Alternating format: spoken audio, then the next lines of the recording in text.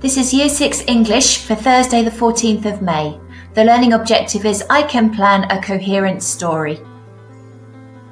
There have been big changes to all our lives over the last few weeks. The most obvious is that you're working at home rather than in school. But it isn't only people who are affected by these changes. One of the things I'm looking forward to when the lockdown is over is visiting North Wales, an area that I know really well. There's a town there called Llandudno, and I've been enjoying hearing about what the local goats have been getting up to there. But it's not just there that animals have noticed that things have changed. Pause this video now and take some time to watch the second clip on the website. I love watching that, so I hope you enjoyed it. Your task today is to plan a story written from the point of view of one of the animals in the clip. We're going to be using a story map. There's a copy on the website that you can print off if you want to, or you can just write the headings down in your book as you go along. Remember, when you're planning your work, you don't need to write in full sentences, but do make sure that you present your work clearly because you'll be using this for your writing tomorrow. Before you start your plan, let's think about your learning objective. It's to plan a coherent story. If something's coherent, it means that it's well planned and clear.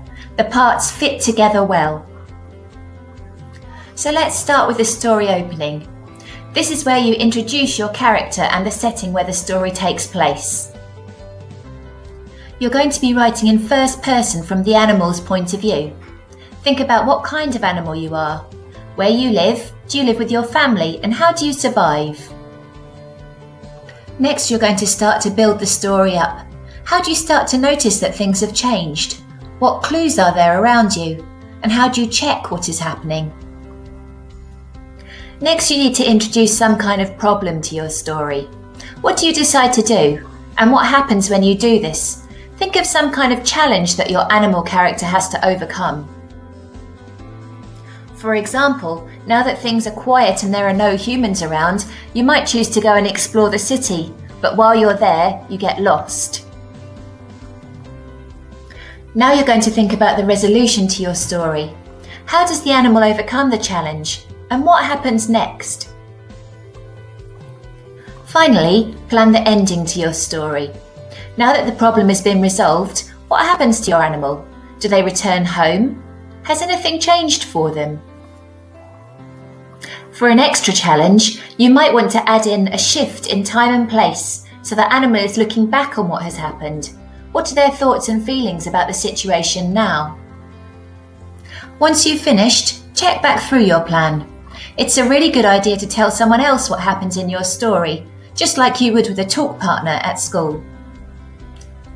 Your final task for today is to write a first draft of your story opening.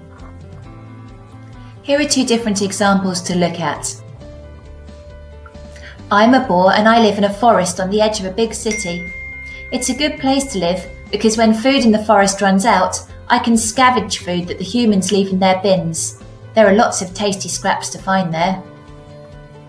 Or alternatively, sniffing the air cautiously, I poked my snout out from where I was curled up with my family, protected by a blanket of leaves.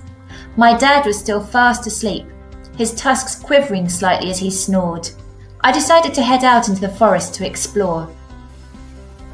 Have a think of which of these you think is more successful. I think the second one is, because it gives hints and clues to build up the character. Try to use this technique, it'll make your writing more interesting to read.